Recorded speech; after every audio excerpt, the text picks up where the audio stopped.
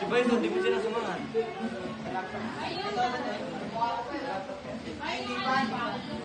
So, ang di-discuss po na Evernote ay si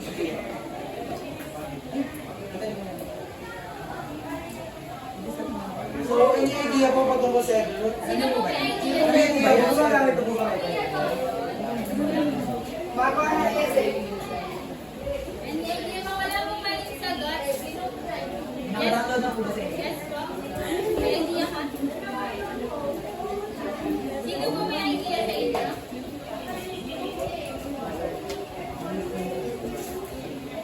Why? So, bakit na po kailangan natin download ang Evernote? Ang Evernote po kasi, siya ang makakatulong para sa time management po natin. Pwede po tayo mag-take ng note po doon na para lang po sa notebook pero virtual.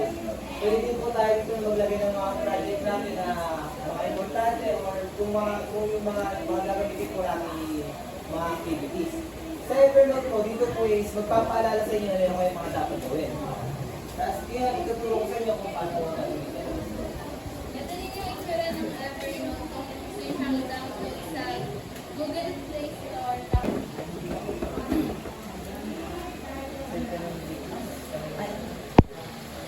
Gagawin yung mga activities na assignment.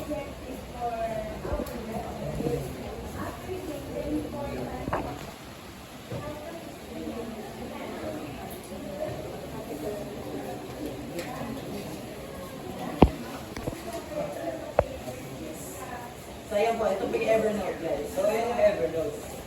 So, okay naman, ayun lang po. Ito yung itsura ng app niya is para sa elepante na ito po. Ayan. Una sa lahat, bibili, siyempre, bago nyo i-open nyo muna. Pag nilagay dyan. Then, if may mga gagawin pa kayo, pwede nyo siya time management, which is pwede nyo pilitin yung tatlong button dito sa taas, and lalabas dito kung kailan nyo gusto gawin or anything. Pwede nyo ilagay dito mamaya. Para kayo. Para may time management kayo. Grabe. Pwede nyo gawin ganyan. Ayan o, drawing ka lang sa ulit.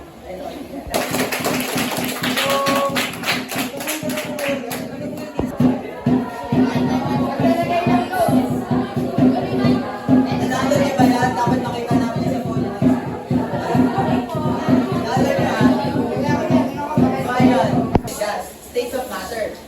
So, ayun.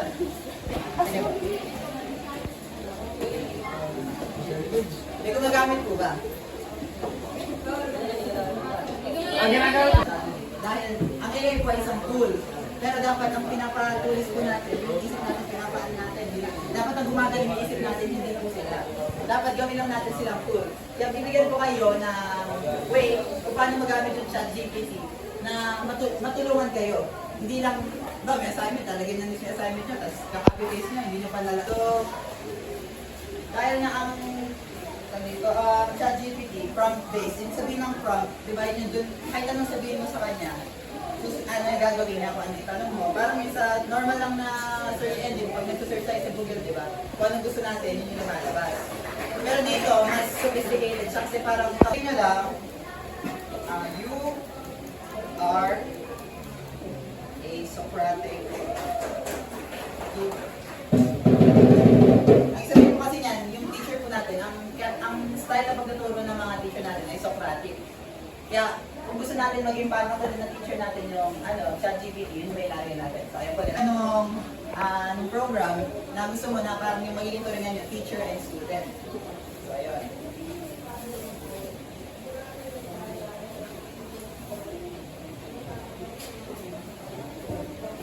I will ask you questions.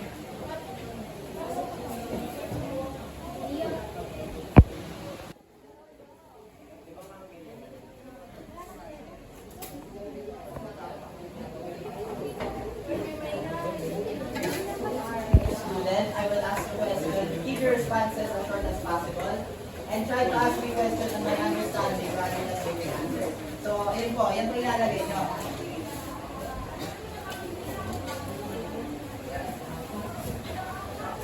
picture na lang po. So, halimbawa, ano bang anong topic nyo ngayon? Halimbawa sa science, anong nag-aaral nyo ngayon? Layers of Earth? Ano ba? Layer of atmosphere? Sige, mamili na kayo. Layers of Earth.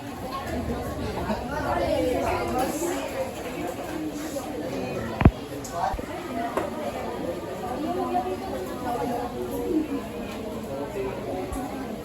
So ano ba? Bale, ang tinanong kanya agad. Kasi itong ano na to, tinuturuan ka niya, di ba, tinulong na ng teacher mo. Nag-review ka. Siya mismo magtatanong sa'yo na kung ano ba yung layers of Earth. So ano ba yung tatandaan nyo? Sino pong student ka niya? Nakabisado. Yeah, ito po. Go na ko sa'yo. Sige. Kanina kasi. Pakita niyo po kung sino kayo. Go na may preview. Wala. Sige na. Tingnan natin kasi kapag tama kayo, sabihin niya tama. Tapos, ayun.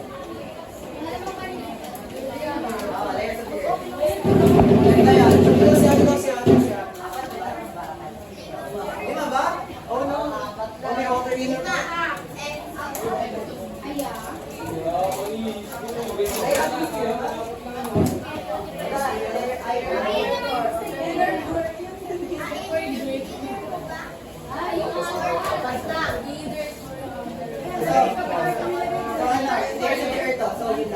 Ano yung ano? Wait lang, isa po. Earth po. Ano yung una?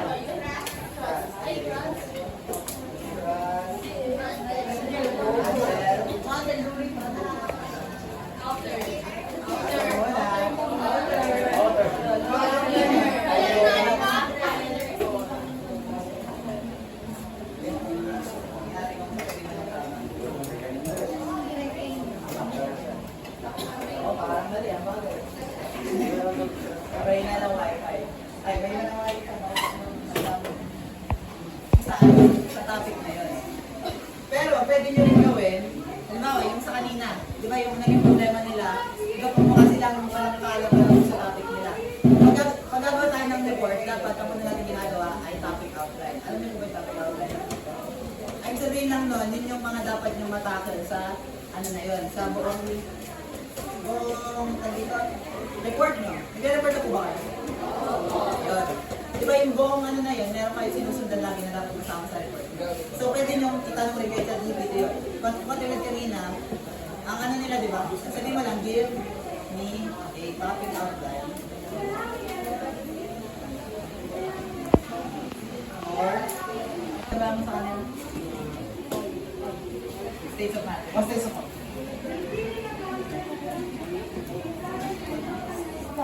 Ayan. Bigay ng pinaka-gist.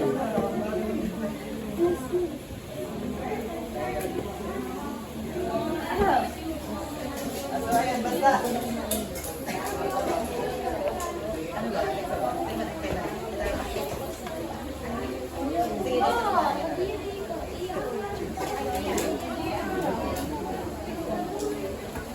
dapat pala ng basa.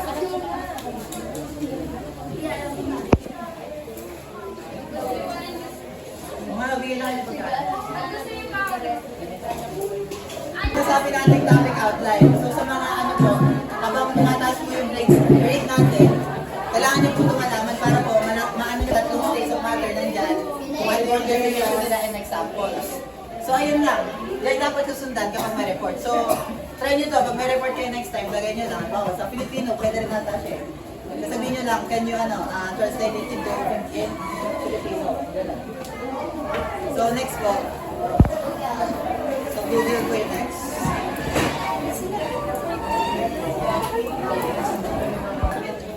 Hindi po yung ika-copy-paste lang natin. Wala kayo natutunan.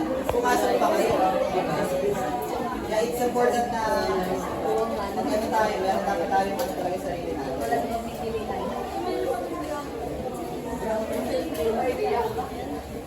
Rio.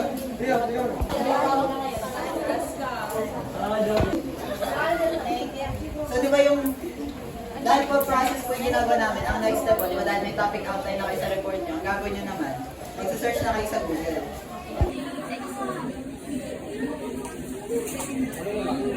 Ano po yung gagawin natin kasi sa face siya. Ang po natin gagawin, sabi kasi sa ChatGPT, yung pag-definition ng solid, dapat i-discuss muna natin kung ano yung gawin niya. Kung ano definition niya, so yun na, search na definition of solid.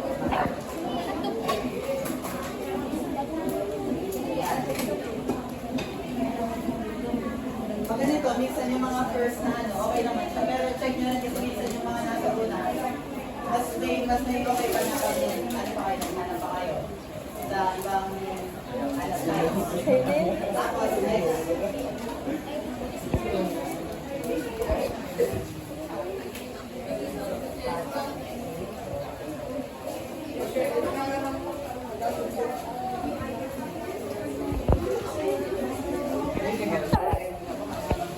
Di ba po, ang isa po sa mga useful na apps sa ating phone ay yung ating yung YouTube. Kasi sa YouTube po, maaari po natin agad yung kung paano po siya i-discuss, yung flow ng discussion, mapapanadalan natin siya. So, ito po yung may i-recommend po siya ng mga YouTube channels po na informative, lalo po sa ating mga students. Hindi lang po sa, ayun, sa mga grade 7, hanggang po ano na po, taas na grade. Magagamit niyo pa rin po yung mga YouTube channel na ito.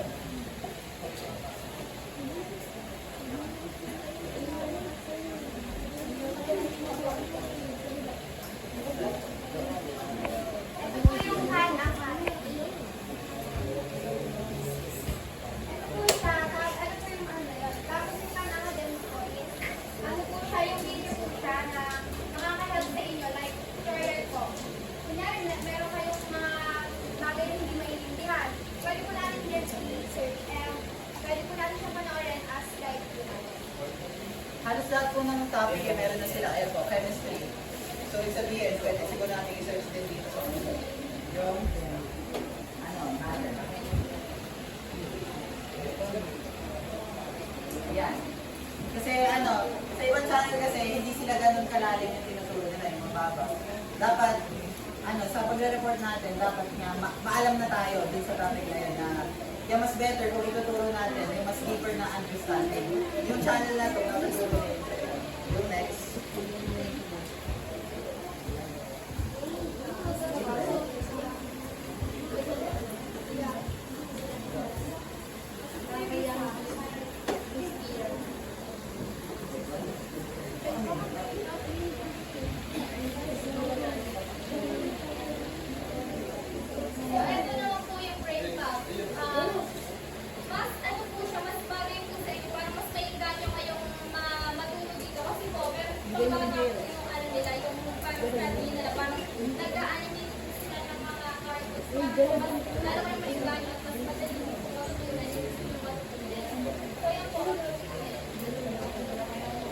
So, sa brain pa po kasi, yung mga deep, ano po, mga malalalim po na topic, inaano po nila, sinisimplify po nila, tapos nilalagay po nila sa cartoon, para hindi po, mas maganda maging advanced tayo guys. So, next po, grammar. Ano, juice?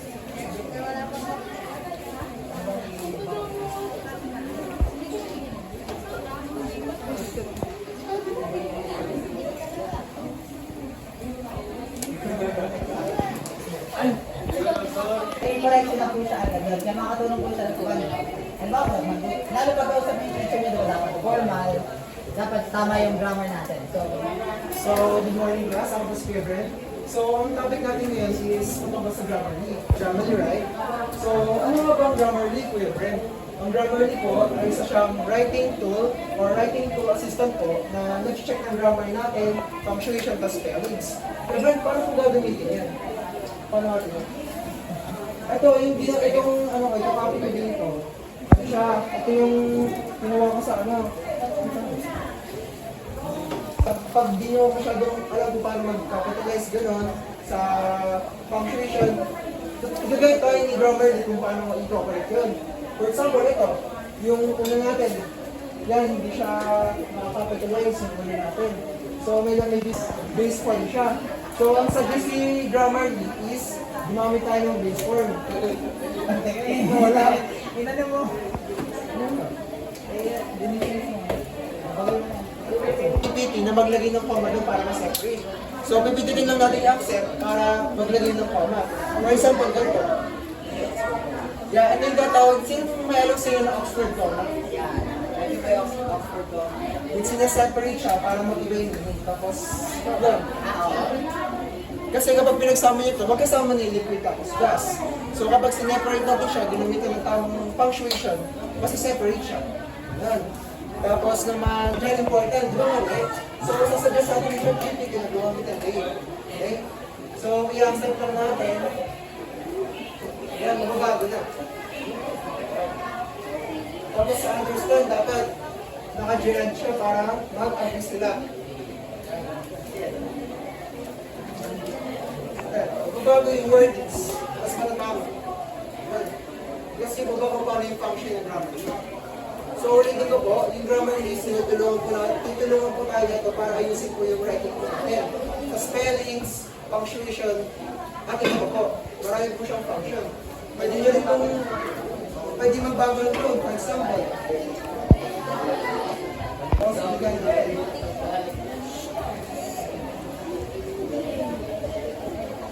Bukas may bayad po talaga yan. Bago mag-ano. Walang problema sa kanya may bayad. So, ayun po. Tsaka gagamitin lang po natin ito kapag, ano po, kapag hindi po tayo sure masyado sa akin natin, susulat natin, ganun. Pwede po tayo mag-bigay ng tulong sa kanya para mag-ayun po tayo. Ang kasaway mo na, katulad mo na ang ginagawa po ni Kuya Brent kanina. Yung kada mali niya, ina-analyze niya kung bakit nagkamali. Kailangan hindi lang na accept na accept. Dapat sinecheck niyo pa rin kasi kada sinecheck niya, natututo kayo. Ay, mali ba? Ano yung nagagawin ko? Dapat, so lahat ng tinutulong namin sa inyo, dapat na-apply pa rin natin yung isip natin. Kasi yun yung ating kailangan natin. Lahat na bigyan ng Diyos. Kasi kanina meron. Isabig yan. Hindi pa ba? Pero kung sino pa gusto, meron pa po dyan sa rin sa tsaka dyan.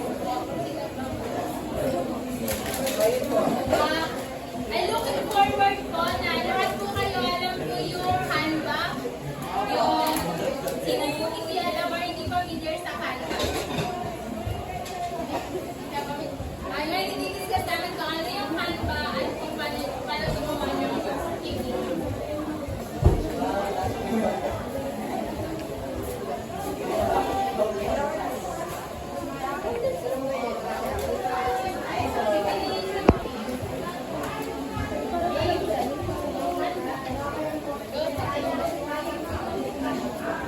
Good morning. Di ba meron na kayong idea kung para sa anong Canva?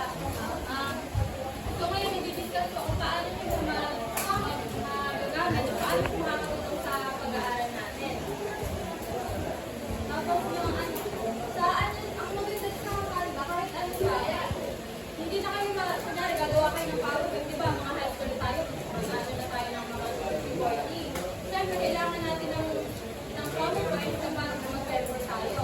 And digital na po kasi tayo ngayon, di ba? Lahat ng classroom ngayon dito sa Lina naka-TV na. Yes, lahat ng classroom din eh. Ano yan eh, naging study namin yan last semester, kaya alam ko lahat ng classroom dito sa Lina may gusto na kayo nagagamit at nagagamit talaga natin yung TV para sa pag-aaral natin. Kaya hindi naman na traditional yung pag-aaral natin, pag-reporting hindi na lahat gumagamit. At TV na tayo, kaya digital na talaga ang panahon natin. Tapos ang maganda dito sa Canva, hindi na kayo mag-design ng pag-ano na pag-ano. Pwede na agad nyo gamitin yung templates nila na mayroong slide. For example, So, ito pong ginamit namin na presentation po. Sa Canva po namin. Tapos, yung mga design po na yan, naka-ano na po talaga siya. Kasi ito po, ito sa template yan. sa PowerPoint po kasi pag pinuksan nyo, white lang. Parang ang hirap pagandahin pa. Kailangan pa mag-download na kung ano yung mga picture. Pero dito, naka-ready na siya. Mag-search ka lang na ano. Kasi ito,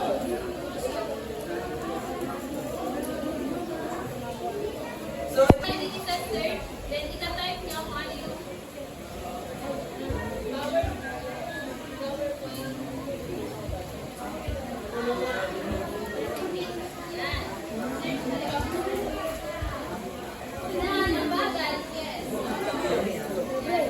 Yan, ang ilalabas na sa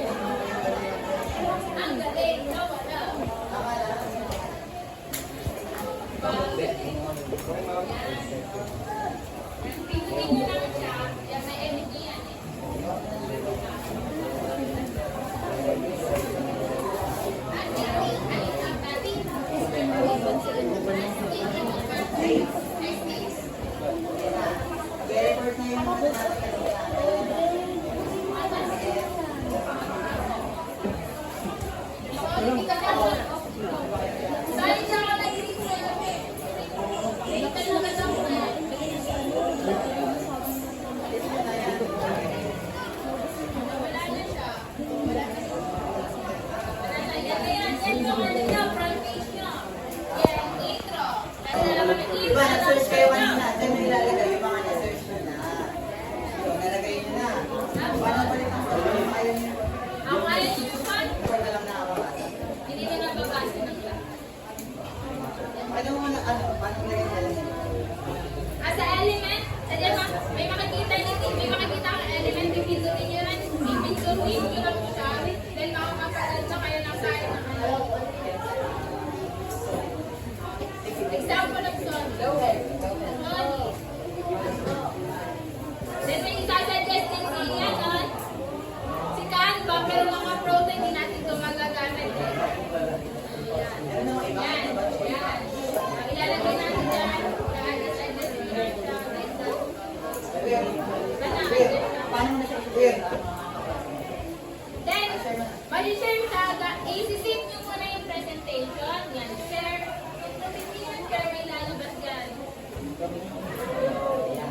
Share, tapos, ano dapat kung ano, dali everyone nyo yung ano, para na-edit din ng kagusto nyo muna kasi sila yung edit din sa presentation nyo. Then, kakopy link nyo lang siya, isasend nyo sa TC nyo or sa kagusto nyo na gusto nyo. So, ayun. May natutunan po ba tayo today? Makakagawa na po ba ng report ang 7 araw? Before anything else, Yan po. So, yung mga nakagawa ko na... Ayan. So, sino mo na? ayun na. Wait lang, hinalin natin. Ayan ba? Ayun daw.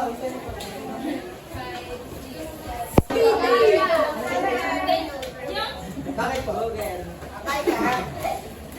Hindi naman nabubuhay. Kaya po, grabe po. Bakit po? Para po, mas maas po. Kaya po. Yes!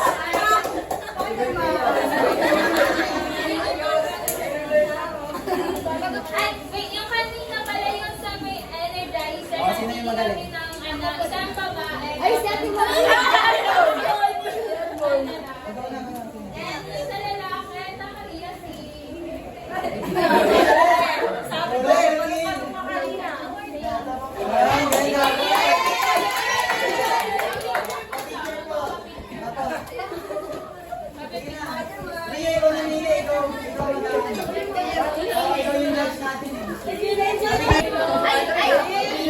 Ay, wala.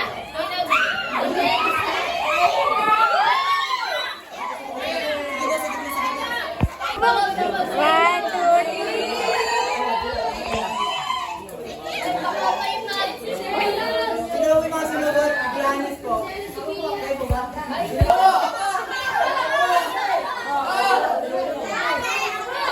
kanina pa yun. Sige na. Saan na iyapar? Huwag na ba siya yun? Ibigay na lahat. Wala na pala. Ako na kumama mo. Sige na naman niya. Sige, so ito laptop mo. Sa inyo na rin. Ito ba?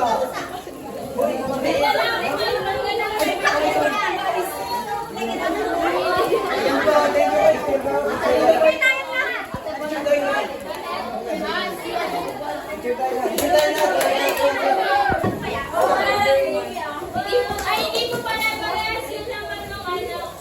Ano naging?